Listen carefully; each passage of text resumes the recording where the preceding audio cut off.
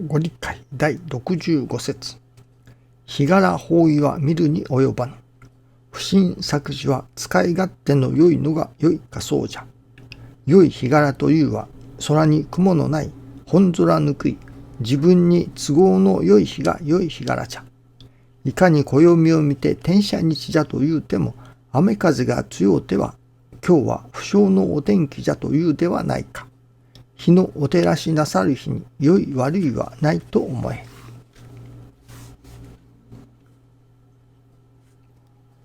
鳥や獣には日柄も方位もない。人間にだけあるはずがない。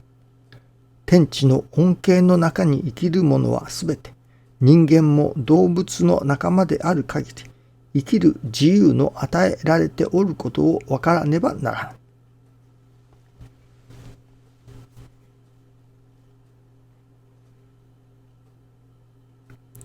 師匠はここで人間にだけあるはずがないとおっしゃっておられますけれども、人間にだけあるもの、人間社会の中だけで通用するものというものがあるように思いますね。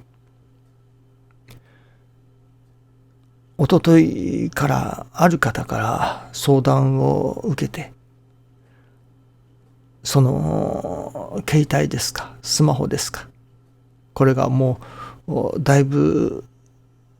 年数が5年ぐらいになるのでしょうか。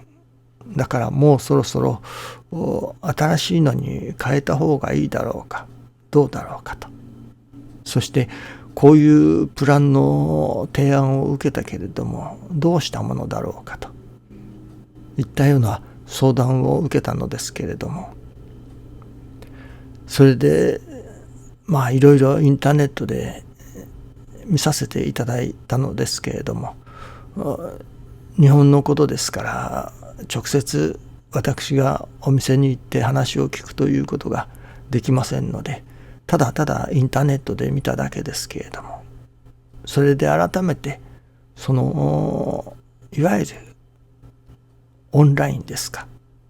の限界、インターネットの限界というものを感じさせていただきました。やっぱり現地に行って現地の人の話を聞かなければ、一対一で対面しなければわからないということ、伝えられないことが多々あるなと思わされたことでしたけれども、ですからネットだけでの対応ではなかなか難しいところがありますね。と同時に神様が教えてくださいましたことは、お金の大切さというのでしょうか、金銭感覚、ご神徳をいただく、そのご神徳をいただき、そのバロメーターの一つとしてお金を使うこともできるわけですね。お金が一つのバロメーター、いわば教会で言えばお下がりということになりましょうかね。これも一つの信心のバロメーター、神徳のバロメーターともなりうるわけですけれども、神様がそれこそ私ども人間にとって、今の社会にとってお金は大切なものです。そのお金を神様が与えようとなさる。私どももやはりお金が欲しい。しかしそのいただいたお金を無駄遣いをする。出さなくてもいいようなところにお金を出す必要はないわけですね。そのスマホの契約でも何も調べずに相手の言いなりに契約をしてしまうという契約もあります。またこちらがいろいろ調べて、こっちの方が安い、だからこっちの方にしようといういろいろ調べた挙句というのでしょうか。そのいろいろ調べてなるだけ安い方にしよう。いわゆる倹約しようというわけですね。そういう生き方もあります。子供にお小遣いをあげたとしましょうか。もうもらったらパッパラパートを使ってしまう子供もいます。あるいはケチケチに少しだけ使ってあとは貯金をする。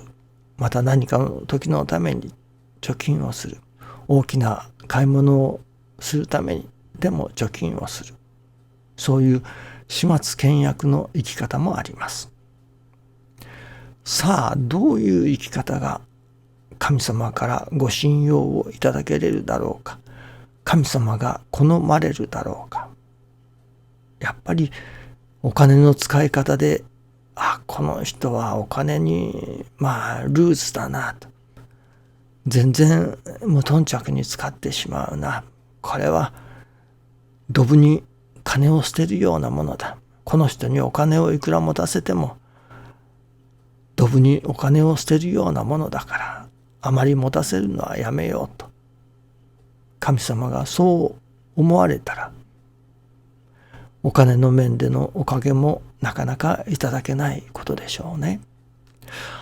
この人はいくらお金を持たせても無駄遣いをするようなことはない。そのお金があるからといって生活を乱すようなことをしない。この人ならばいくら持たせても安心だと神様の方が安心してくださる。そういう人にはいくらでもそれこそ必要なだけお金を与えてくださることでしょうね。その